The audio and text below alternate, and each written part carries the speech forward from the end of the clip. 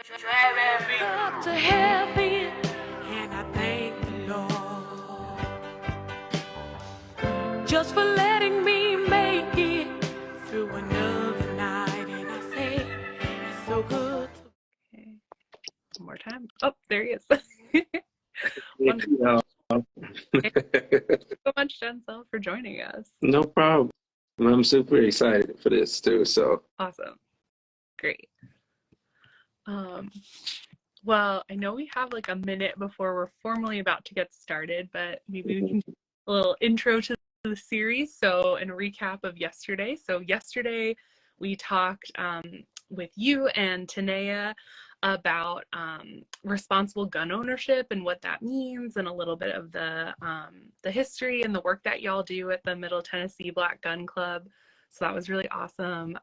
I know I learned a lot. I don't really know a ton about guns. Part of the reason I was really excited about this series. But yeah, so really excited to continue the conversation today. And also to preview for folks for tomorrow, we're going to have the incomparable, indescribable, amazing Brianna Perry, our executive director, who will moderate the discussion. So that's a real treat. Definitely everyone should tune in tomorrow.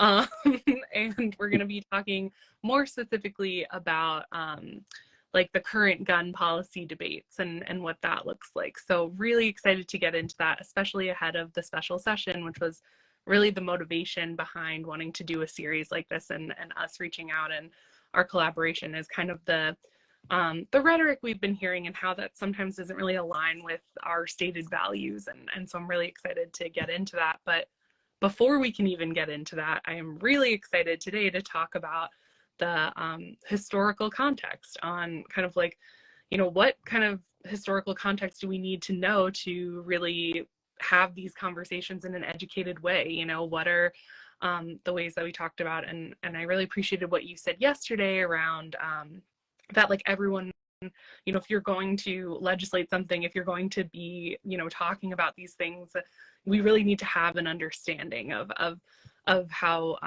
firearms work and what the cultural context of these debates really is. So super excited to get into it today, and we'll get started. So it's 1 o'clock. I'd love to welcome Denzel Caldwell, Sergeant at Arms with the Middle Tennessee Black Gun Club, here today to talk about the historical context behind all of these debates, and kind of really get into it. So can you tell us a little bit more, just remind folks in case they weren't able to tune in yesterday, you know, about yourself and about the Middle Tennessee Black Gun Club? Yeah. So peace, everyone. My name is Denzel Caldwell, pronouns he, him, his. And as Nina said, I'm the Sergeant of Arms for the Middle Tennessee Black Gun Club. Just to give a little bit of a background about myself in relation to the gun club, prior to Tanea and I and a few others founding the club, I have been a martial arts instructor for a very long time. And at a certain point, I recognized that we're in the 21st century and firearms are here. And so I wanted my students to have some idea of how to navigate, you know, firearms. And so I slowly started to get into it, took a couple of classes, and then I was like, well, you know, I might as well go be an instructor since I'm instructing like in other things. And so that eventually led me to Tanea. And from there, we've just been like partners in arms, for lack of better terms. And so, which led to the founding of the gun club.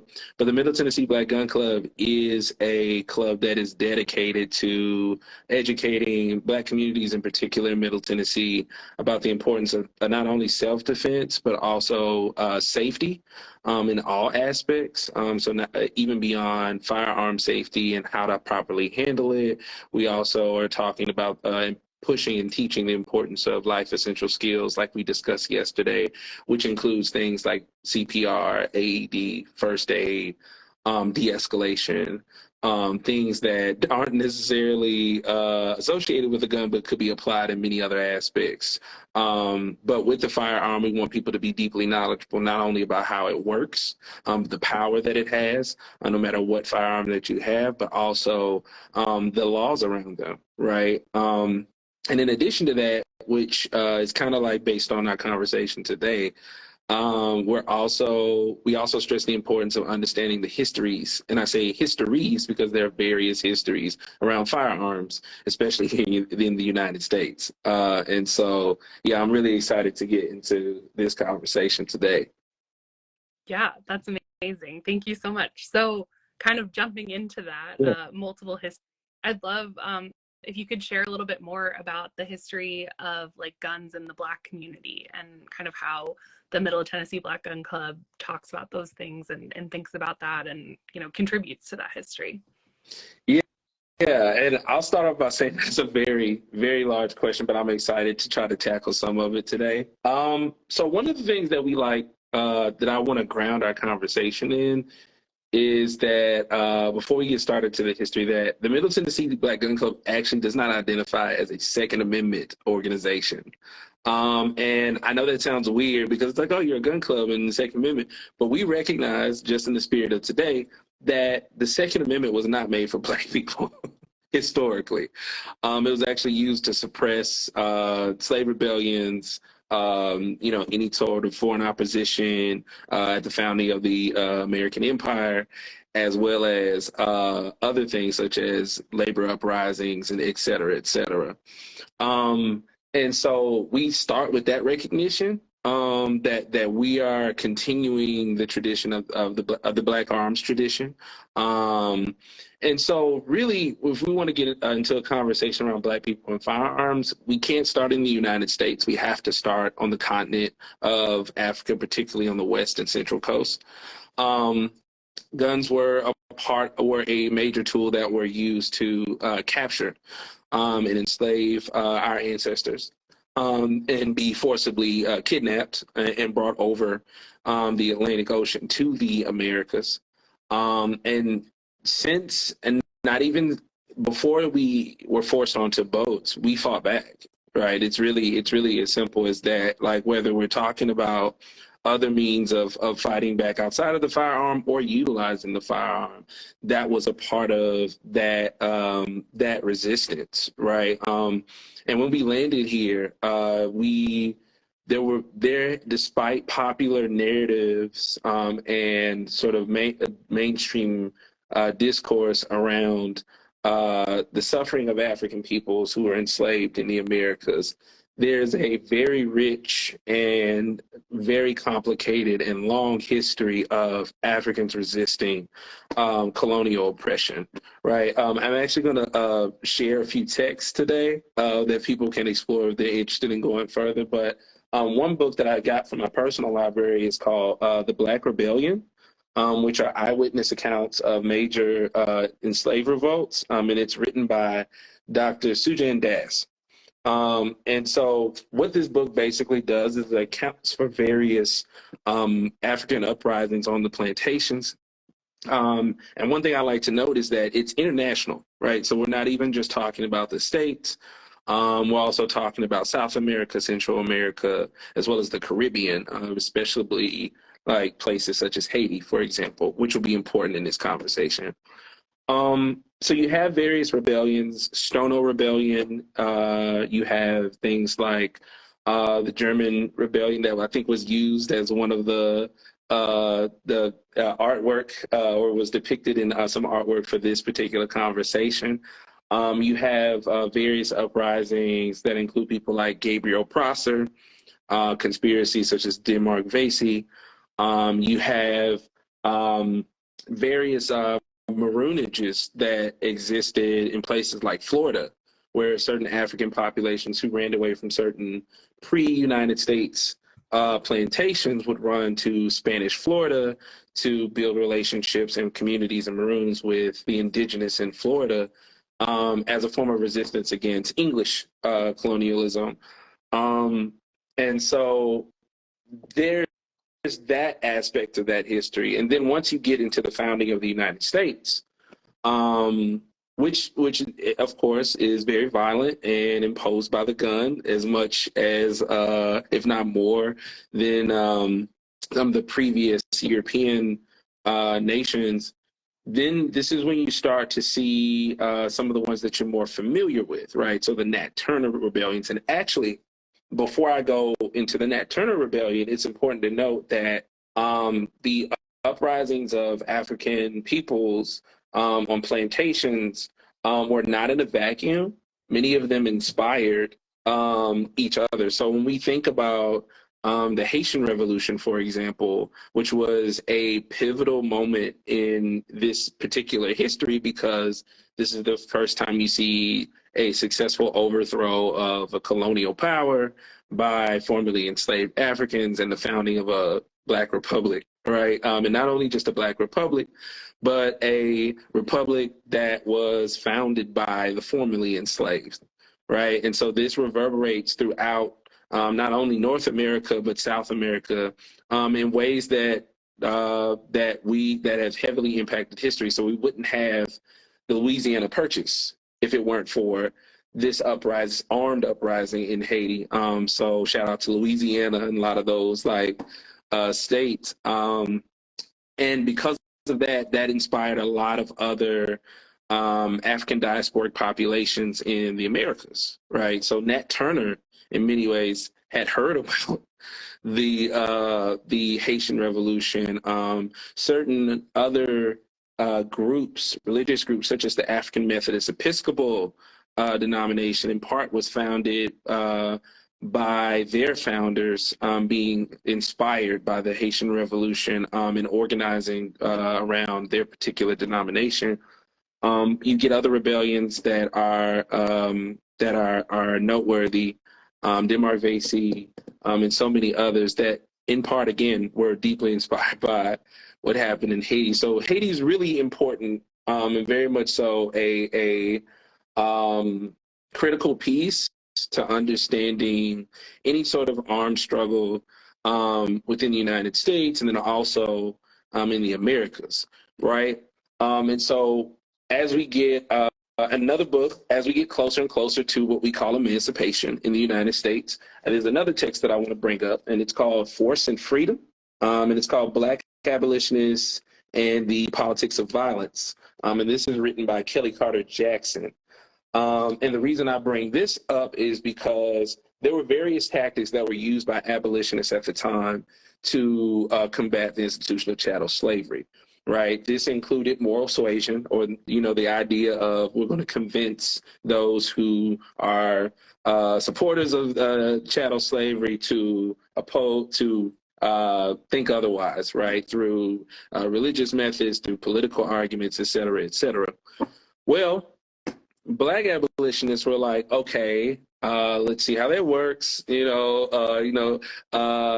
had your white Northern abolitionists that were trying to engage in sort of political, quote unquote, civil debates. But then when you have things like the Fugitive Slave Act that come into play, and you see a more sort of a tighter grip placed on the plantation, particularly after Nat Turner's rebellion in the 1830s. This is when you start to see tensions really, really, really rise and really get even worse for Black people who are already in enslavement. And so one of the things that this book talks about in particular is how a lot of Black abolitionists were like, there's no room for moral suasion. We need to engage in literally fighting back using tools such as the firearm in order to push our white abolitionists in the North to be a lot more aggressive and arguably revolutionary in fighting chattel slavery. And so then, of course, this plays a huge role into things such as John Brown's raid on Harper's Ferry. You have people such as Harriet Tubman, who carries a firearm. Frederick Douglass carried a firearm and even talked about the importance of having that as he pursued emancipation, citizenship, and the ability to exercise the vote. And so then, of course, you get the Civil War, which is a war, right? A lot of Black folks fought in that. And one thing I think that's really pivotal here in this long history is post-Civil War. Post-Civil War, you not only get a country that is attempting to reconstruct itself following this really, really, really bloody war, but you also get people trying to figure out what is the direction of the nation. And that was a very violent period. The Reconstruction era was notably violent. So much so, I think it's important for us to think about that moment as we look at fascist violence now, and some of the things that are echoing that make us think of the Reconstruction era. So this was the era where you see a lot of former Confederates who were disgruntled by losing the war and being occupied by the Union, create small militias to attack black families, black individuals, black communities. And again, black people were not docile. We fought back. We fought back. And I don't say that in any uncertain terms. Some were former Union soldiers and said, hey, you know what? We're going to group up. We're going to continue to arm ourselves despite the black codes that explicitly disarm black people. And we're going to protect our communities from these former Confederates who are trying to attack. Then you get that violence that begins to organize itself, and you start to see organizations such as the Ku Klux Klan, which, by the way, was founded here in Pulaski, Tennessee. And so from there, going through the post-Civil War period, post-Reconstruction, so 1877 into the early 1900s, you get Jim Crow, and particularly 1877 through the early 1900s is what we consider the nadir period, or the lowest point in history. And the reason that is a particularly important term in this conversation as it relates to black people and terroristic violence, that is both state-backed and vigilante, I might add. This is where we experience one of the highest recorded amount of lynchings in this country, right? And so part of our response to that had been to organize in formal or informal groups within our communities to fight back. In so many ways, the rifle, the revolver has kept black communities from being wiped out in a genocidal manner, in no uncertain terms. A lot of times we can think of so many people who have who are notable in history or who we've heard about in history that actually took a very clear position on firearms and the necessity of it in the struggle for a better world for black people, such as Ida B. Wells. You can actually find one of her quotes where she talks about that every Winchester, like every black home should have a Winchester rifle in their home, particularly because she was making the point that with all of the lynchings that were occurring in the early 1900s and the state refusing to respond or supporting or co-signing those lynchings, black people had to protect themselves. And so this is when you start to see, again, formal and informal formations of black communities, whether they be gun clubs or informal groups, dedicating themselves to defending their communities. This, I want to say, is very important to know and to think through with other marginalized populations too. And one thing I particularly want to know are certain labor organizations, because one of the things that's not talked about in this country alongside these marginalized histories of armed defense are the militant labor armed defense. So this is also the time where you see a lot of unions that were a lot more internationalist, that were engaging in armed struggle against their employers, even against the state. I would encourage folks to look up things such as like the Battle of Blair Mountain, the largest labor uprising in U.S. history. But that's an aside. So getting through this timeline, we get to the Civil Rights Movement, the Civil Rights era, the early mid-1900s. This is when you start to see organizations such as the Deacons of Defense. These are black people in the South who, as the civil rights movement is starting to expand and take its various forms, you still have ongoing white terroristic violence.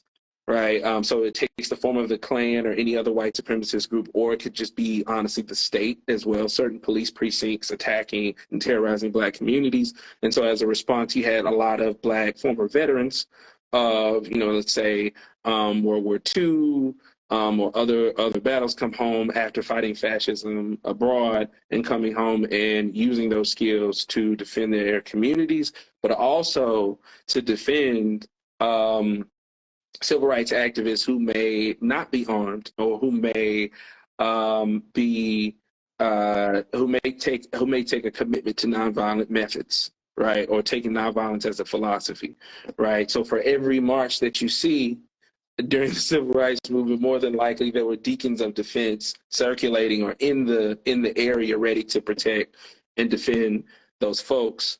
And so, yeah, moving through the time period, this is when you start to see, of course, the rise of Black Power movements through into the 60s. Of course, you're going to see things such as the Black Panther Party for Self-Defense, who got their inspiration in part from the Lowndes County Black Panther Party in Lowndes County, Alabama, which it's important to know ancestors such as Kwame Ture, who was formerly known as Stokely Carmichael, who organized with folks who, as they were trying to fight for the right, for Black people's right to vote, they had to carry pistols, not because it was just something to carry or a matter of machismo, but it was a matter of survival. They were being actively attacked, right? And so, again, this current theme that we're seeing across time is that Black people are using firearms as one tool of many, as a means to protect themselves and to ensure that we're able to at least push certain reforms or radical shifts in this country and elsewhere as well to survive, right? This isn't a matter of wanting to own something, this dangerous tool for the sake of having the tool, is to survive, right? Another text that I want to bring up is We Will Shoot Back by Dr. Ukinyele Moja. And this is a text talking about the armed resistance that occurred in the Mississippi Freedom Movement, right? So when you look at places such as Jackson, Mississippi, and other surrounding areas, there's an entire history, complicated history, part of which included actively struggling against white terroristic violence as Black people organized to uplift their communities. And so, yeah, I think, and then from there, this is when you get sort of like going up into the modern era, various gun clubs that arise for different reasons, of course, and, you know, have varying ideologies, but many of which are tied to the fact that it's important for Black people to understand how firearms work, because we need to keep our community safe from various threats. Thank you so much for that history. That is incredible. I'm so glad we're recording this conversation so I can go back and take more thorough notes. But just for our listeners, I did write down every book that you recommended, and we'll be sure to post that in the description of the video so that folks can check out those reading recommendations. So one thing that kind of struck me when you were talking through the history, and you kind of also touched on this at the end, that like firearms have always been a part of like a kind of wide range of tools for the like community and self-defense. And also, like, the restriction of firearms has been one of many tools that the state has used to oppress Black people and folks in the labor movement, et cetera. And I was wondering if you could maybe share a little bit more on that as we think, obviously we'll get into some more tomorrow, but like explicitly the Black codes, and those weren't just about firearms. That was obviously part of it, but that there were also other pieces, and how maybe we're seeing some of those echoed today, like how we're restricting the ability for people to learn this history that you're sharing. You know, it's not lost on me that many people, this will be the only place they'll be able to hear this kind of history if they're students and might not be able to access that information in their classroom or things like that. Yeah, I don't know if you have kind of thoughts about that. Yeah, no, I think it's really important to note that, especially as we approach this special session in Tennessee, in the South, during this moment where we're seeing various forms of fascist violence in particular.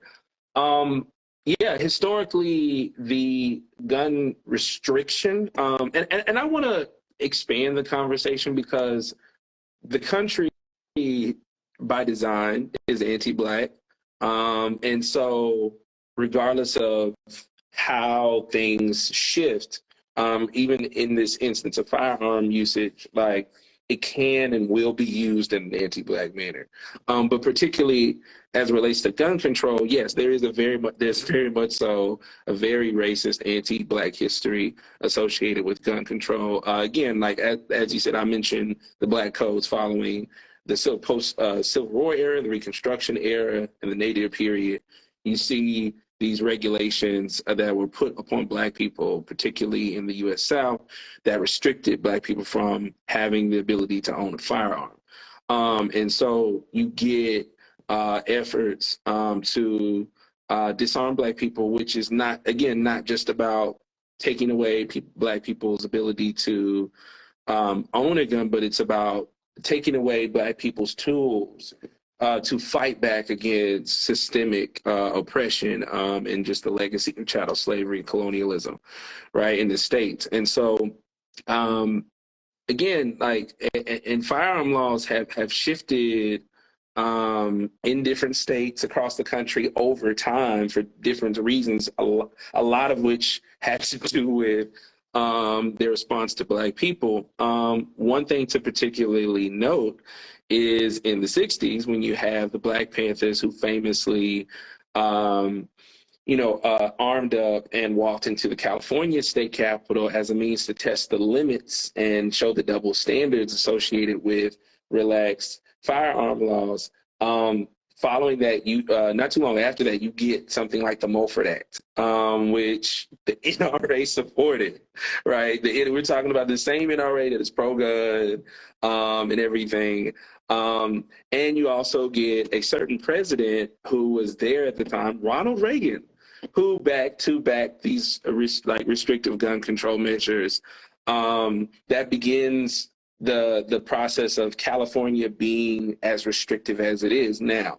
So again, we're talking about a very, very much so restrictive history. Typically, when we think of California, they're like, oh, they're a liberal state and they're restrictive. This is why they have guns. But again, that has a very anti-Black history behind that, right? I think. I think that, and I have to do some digging, but even when you look at certain areas that are restrictive, again, it's very complex. It's not reducible to one particular factor, but you can certainly find in certain places, especially if they have histories of militant resistance or particularly of Black people or even other marginalized people, you're likely to find a correlation between restrictive firearm measures and that, right? I think where this conversation gets entangled is when we also talk about the various forms of violence on the streets and interpersonally that's associated with firearms or just criminal behavior as well.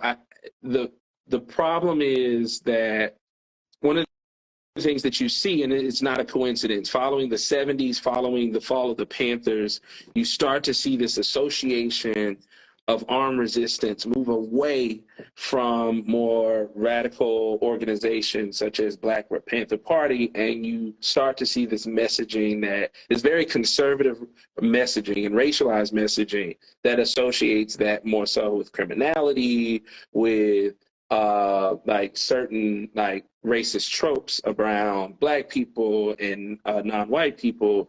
And the only time you see it associated in a sort of quote unquote non-criminal light is when you start to see these images that we are familiar with of gun-toting white men, typically Southern, who are defending their rights, right? And so I think that's important to note because in so many ways, the methods of armed struggle or use of self-defense in movement struggle, in so many ways from a mainstream discourse has been detached historically, and which very much shapes our current conversations around firearms, right? And so this is part of the reason why when you have these conversations around firearms, these types of histories don't come up, because it's been actively erased, I mean, even in this moment in real time, such that it becomes this very binary and, to be honest, very white conversation where it's sort of like we're talking about the obsessive white conservative who is interested in maintaining their right to own a firearm by any means, or the suburban white liberal who doesn't want anything to do with guns, doesn't thinks it's all bad, it should all go away magically, and only police and military should have guns. And what's erased in that conversation are marginalized populations who have a very different relationship to firearms, who understand that that has been a tool. Even though it's also been used in a way that is destroying our communities, it's also been a tool of liberation and a tool for pushing certain radical reforms and other victories. And so I think when we reinsert that into the conversation, a lot of our orientation around firearms policy becomes different. And so then it becomes less so about the firearms and more about the politics and the larger systemic problems that lead to certain incidences of gun violence. So whether we're talking about white supremacy, whether we're talking about cultural, like patriarchal norms associated with guns, like how guns are often associated with people's notions of masculinity, right? Or if we're talking about how a lot of violence is shaped by depravity or impoverished conditions, right? Or that's offset by communities being economically exploited, then the conversation becomes larger. Because then it becomes less about, oh, let's think about this thing, this tool that is dangerous, that can cause destruction, no denial about that. But then we start to think more comprehensively around the root of that violence. And then as a result, a lot of our public policy demands become more comprehensive, right? And I know we'll talk about this a little bit more tomorrow, hence the title. But like, I really think it's important that people who understand, at least on the surface level, the devastation that gun violence causes, to think about that, to continue to think about that logic on a larger scale. So if you're thinking about gun violence in your community, if you're not okay with that in close proximity to you, are you okay with that when it's not in your state, when it's not in the country, when the gun violence is being wielded by the military, right? Or even if you're at home, if you're not okay with interpersonal violence and gun violence at home amongst people who have gotten into a conflict, why are we then okay with that when it comes from police? Right. And so it's one of these things where when we bring in this history, we start to connect certain conversations that mainstream discourse refuses to connect. So when we talk about gun violence, we include police violence, we include military violence, we include a lot of other things, right? And so as a result, some of our responses are going to be a lot more comprehensive. Yeah, thank you for highlighting that, because and just by way of example, maybe one of the things that we've kind of thought about at Healthy and Free, because a lot of the folks that are involved in Healthy and Free kind of came out of the anti-violence movement, right? And we do know that Tennessee in particular struggles with firearms related deaths as a form of domestic violence, and really kind of have thought about this and in like a critical way. How do we like hold that reality that is like a violent thing, but that the root of that violence isn't necessarily the firearm, that we're talking about like patriarchy and racism and ableism and misogyny that are really what is causing a high mortality rate. And it's not to say that we can ignore in domestic violence situations. It's just to provide an example for folks who might be watching and saying like, I too want to provide a critical lens to my thoughts on gun policy, like how you might start to have those conversations and think about these things that, like, when we had that conversation, we were like, okay, we need to think about, what are some alternatives we can provide folks who don't feel comfortable, or for whatever reason, calling the police, that's in alignment with our abolitionist values, that support people in getting safety and the housing and the economic security they need to escape violence, and also that cause violence, right? Yeah. Like that we know the stress of those economic pressures cause violence in the home and things like that. So thank you so much for highlighting that, and just wanted to provide an example. And I guess, like, I know we're kind of getting close to time, but one thing that also kind of struck me when you were talking about these pieces is that maybe there's like this, and correct me if I'm wrong, but potentially there's like an appropriation of this history that we've talked about among like white gun or whoever we think of when we think of gun owners, the people who are wearing the full out military gear with the big rifles, white, conservative, Southern, walking around, want to talk about it, that there's this like message around like the government wants to take our guns, and how that is really an appropriation of all the history that you've described here, that Black people and brown people and marginalized populations, folks involved in the labor movement, have experienced for years. And wondering if you could share a little bit more about that, maybe. No, absolutely. I actually really appreciate this question, because like what you're getting at is something that hasn't, at least from my experience, has not been named in some spaces explicitly. So, folks like us in our circles are very familiar, very aware of the growing right-wing fascist front that is growing throughout the states, but especially in the South, right? People refer to it as a neo-Confederacy and things of that sort. And so one of the things that's very eye-opening about this sort of growing front, this sort of fascist tide that's happening, is that it's becoming more and more multifaceted, right? And it's very uncomfortable to name, but it's multiracial, and it holds multiple identities, right? So we're seeing a lot of these countercultural messages in response to some of the pushes in the last 10 plus years of left organizing, right? That looks like these doubling down on gender norms. It looks like, including as it relates to firearms, right-wing organizations, entities, influencers, people, especially in the Second Amendment community, selectively picking parts of marginalized armed resistance history, such as Black people, for example, and doing the thing where they focus on, hey, Black people should carry guns too when it's convenient and it doesn't threaten us. See, look at the Panthers. They carried guns.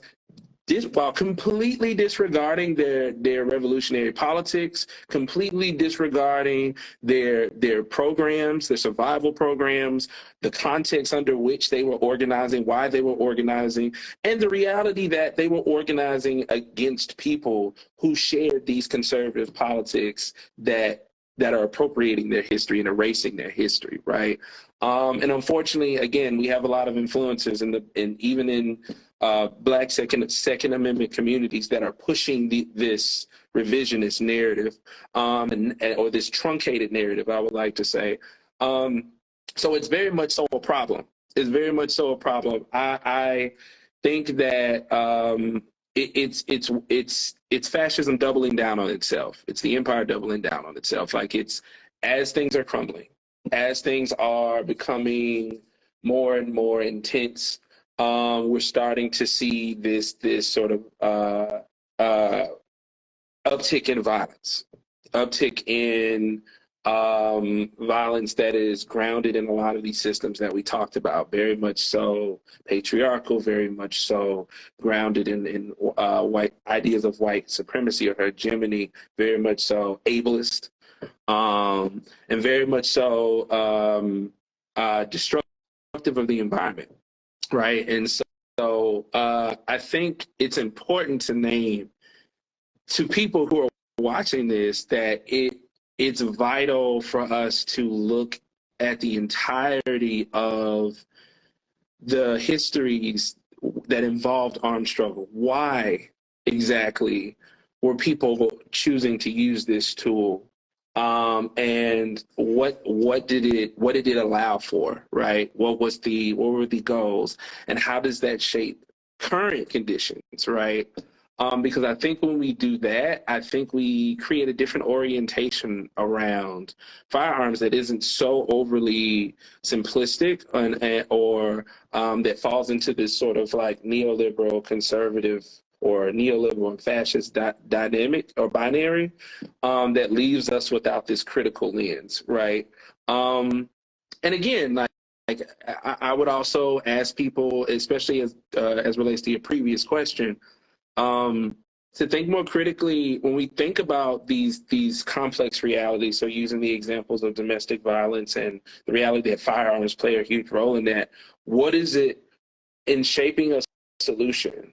What are the needs? What are the material needs of the people that are in danger, right? What do, in this case, it's predominantly women, what do women need in those instances? They need shelters. They need easy avenues for economic support to where they can move away from their abusers. They need communities that are able to support them. And so when we think about those more comprehensive measures, in addition to direct responses to firearm ownership, right? Because we have to address that. I think we can be a little bit more surgical and a little bit more precise than sort of waving this wand and just say everything has to go without consideration about how that may impact different communities based on different situations, such as, organizing for larger structural changes. Absolutely. Well, I feel like we might have to end it there because that was pretty amazing. Set us up too for tomorrow about like why we kind of wanted to spend a whole section talking about this historical context so that we can have these informed conversations about folks' material needs. So thank you again so much for your time, for your wisdom. We are so excited to continue this conversation tomorrow. As I said earlier, I'll be sure to drop the titles of the books that you recommended for folks in the description of the video, as well as making sure that if folks have questions or comments or things, we definitely want you to post them in the comments so that we can get to them tomorrow too, because I think we've done a really great job, and we kind of hinted at it at the end, really great job setting up a lot of the problems, a lot of the complex history, and I'm excited to get into some solutions with you. So this sounds awesome. Well, any last words or anything that we? No, thank you. I would just encourage people to look into, especially as we're having this conversation and battle over what's being taught in schools or what's being allowed to be discussed in popular discourse, especially here in the South. I would definitely challenge people to look into these histories, right, that go beyond memes, that go beyond, social media conversations. I would actually challenge folks to really read if possible, or to find some reliable resources on these histories of armed struggle, both in the U.S. and abroad, because these things are connected. That we don't live in a vacuum, and so definitely want people to study those things and use that to inform your decisions about current conversations. Awesome. Well, thank you so much, and we'll see y'all tomorrow. All right. Thank y'all. See y'all tomorrow. Up to heaven, and I thank the Lord just for letting me make it through another.